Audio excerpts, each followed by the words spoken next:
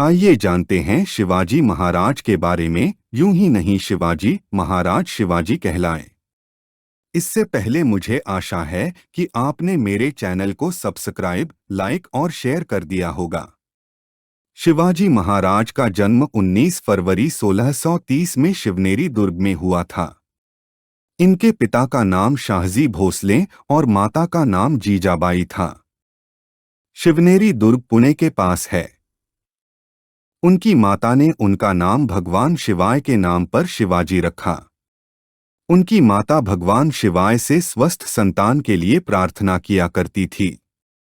शिवाजी के पिताजी शाहजी भोसले एक मराठा सेनापति थे जो कि डेक्कन सल्तनत के लिए कार्य किया करते थे। शिवाजी के जन्म के समय डेक्कन की सत्ता 3 इस्लामिक सल्तनतों बीजापुर, अहमदनगर और गोलकोंडा में थी।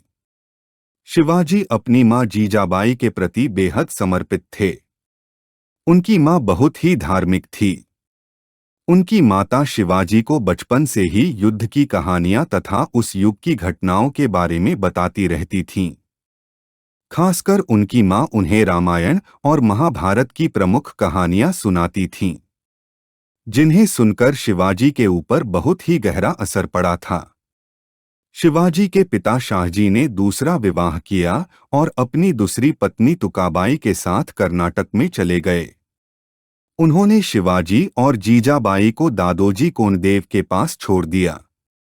दादोजी ने शिवाजी को बुनियादी लड़ाई तकनीकों के बारे में जैसे कि घुड़सवारी, तलवारबाजी और निशानेबाजी सिखाई।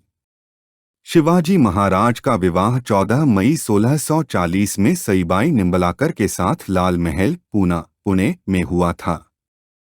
वर्ष 1645 में 15 वर्ष की आयु में शिवाजी ने आदिल शाह सेना को आक्रमण की सूचना दिए बिना हमला कर तोड़ना किला विजय कर लिया।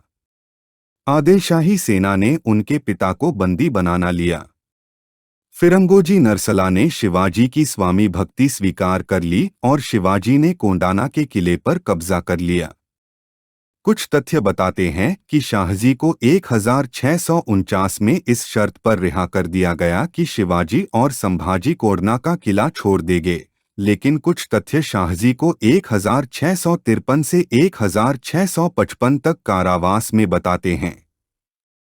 उनके पिता की रिहाई के बाद 1645 में उनकी शाहजी मृत्यु हो गई। वर्ष 1659 में आदिल शाह ने अपने सबसे बहादुर सेनापति अफजल खान को शिवाजी को मारने के लिए भेजा।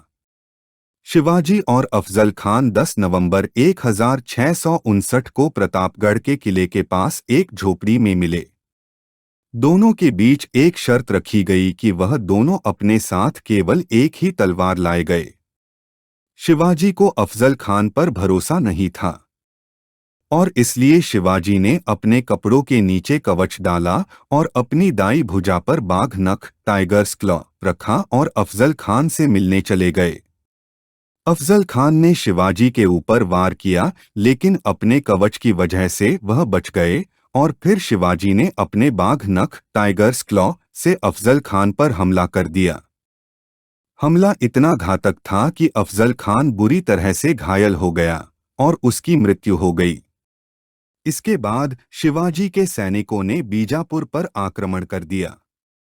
10 नवंबर 1659 को प्रतापगढ़ का युद्ध हुआ, जिसमें शिवाजी की सेना ने बीजापुर के सल्तनत की सेना को हरा दिया। मुगलों के शासक औरंगजेब का ध्यान उत्तर भारत के बाद दक्षिण भारत की तरफ गया। उसे शिवाजी के बारे में पहले से ही मालूम था। औरंगजेब ने दक्षिण भारत में अपने मामा शाइस्ता खान को सूबेदार बना दिया था। शाइस्ता खान अपने 150,000 सैनिकों को लेकर पुणे पहुंच गया और उसने वहां लूटपाट शुरू कर दी।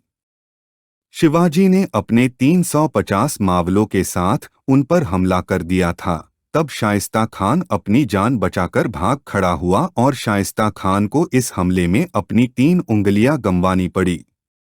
इस हमले में शिवाजी महाराज ने शाइस्ता खान के पुत्र और उनके 40 सैनिकों का वध कर दिया। शाइस्ता खान ने पुणे से बाहर मुगल सेना के पास जाकर शरण ली और औरंगजेब ने शर्मिंदगी के मारे शाइस्ता खान को दक्षिण भारत से हटाकर बंगाल का सूबेदार बना दिया। शाइस्ता खान ने अपनी हार का बदला लेने के लिए अपने 15,000 सैनिकों के साथ मिलकर राजा शिवाजी के कई क्षेत्रों को जलाकर तबाह कर दिया। बाद में शिवाजी ने इस तबाही का बदला लेने के लिए मुगलों के क्षेत्रों में जाकर लूटपाट शुरू कर दी। सूरत उस समय हिंदू मुसलमानों का हज पर जाने का एक प्रवेश द्वार था। शिवाजी ने 4,000 सैनिकों के साथ सूरत के व्यापारियों को लूटने का आदेश दिया, लेकिन शिवाजी ने किसी भी आम आदमी को अपनी लूट का शिकार नहीं बनाया। औरंगजेब ने शिवाजी महाराज को आगरा बुलाया। शिवाजी को लगा कि उनको उचित सम्मान नहीं दिया गया है और इसके लिए अपना रोष दरबार पर निकाला और औरंगजेब पर छल का आरोप लगाया। औरंगजेब ने शिवाजी को कैद कर लिया और शिवाजी पर 500 सैनिकों का पहरा लगा दिया। हालांकि उनके आग्रह करने पर उनकी स्वास्थ्य की दुआ करने वाले आगरा के संत, फकीरों और मंदिरों में प्रतिदिन मिठाइयाँ और उपहार भेजने की अनुमति दे दी गई थी। कुछ दिनों तक यह सिलसिला ऐसे ही चलता रहा। एक दिन शिवाजी ने संभाजी को मिठाइयों की टोकरी में बैठकर और खुद मिठाई की टोकरी उठाने वाले मजदूर बनकर वहां से भाग गए। इसके बाद शिवाजी ने खुद को और संभाजी को मुगलों से बचाने के लिए संभाजी की मौत की अफवाह फैला दी। इसके बाद संभाजी को मथुरा में एक ब्राह्मण के यहाँ छोड़कर शिवाजी महाराज बनारस चले गए। औरंगजेब को लगा कि जयसिंह ने शिवाजी की भागने में मदद की है।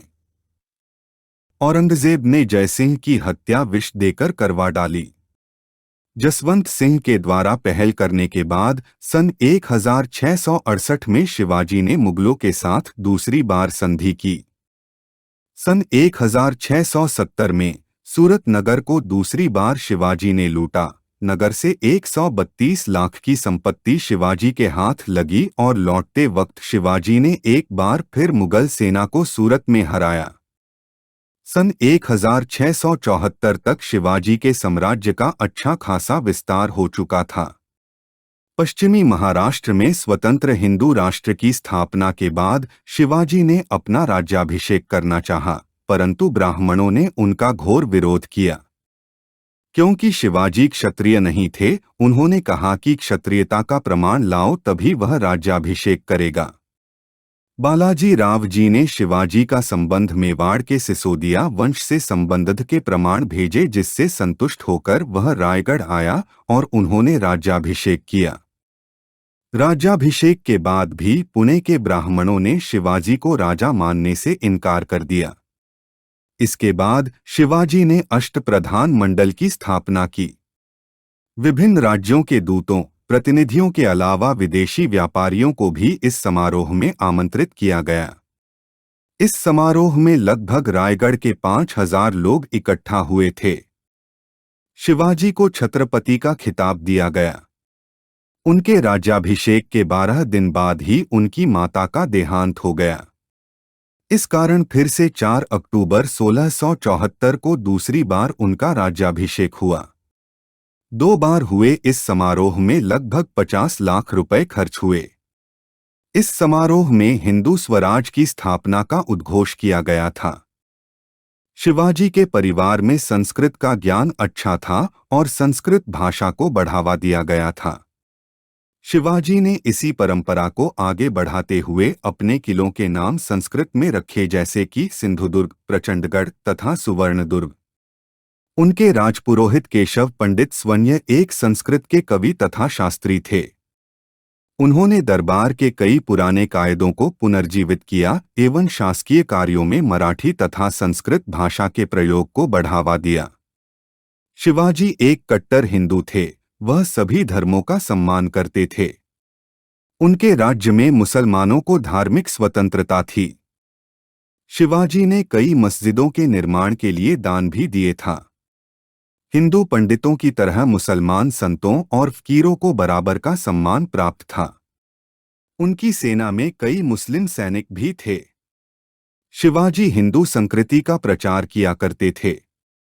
वह अक्सर दशहरा पर अपने अभियानों का आरंभ किया करते थे। शिवाजी ने काफी कुशलता से अपनी सेना को खड़ा किया था। उनके पास एक विशाल नौसेना नेवी भी थी, जिसके प्रमुख मयंक भंडारी थे। शिवाजी ने अनुशासित सेना तथा सुस्थापित प्रशासनिक संगठनों की मदद से एक निपुण तथा प्रगतिशील सभ्य शासन स्थापित किया।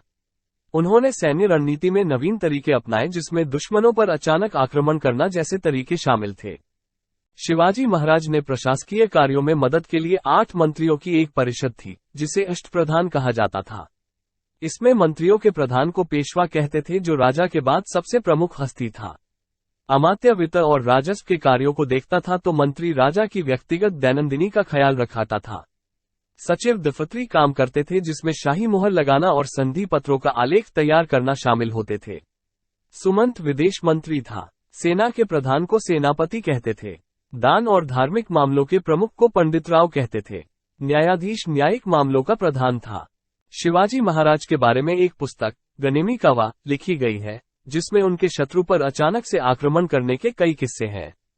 एक स्वतंत्र शासक की तरह उन्होंने अपने नाम का सिक्का चलवाया, जिसे शिवराय कहते थे, और यह सिक्का संस्कृत भाषा में था। 3 अप्रैल 1680 में लगातार 3 सप्ताह तक बीमार रहने के बाद शिवाजी की मृत्यु हो गई। शिवाजी महाराज की जयंती हर वर्ष 15 मार्च को मनाई जाती है।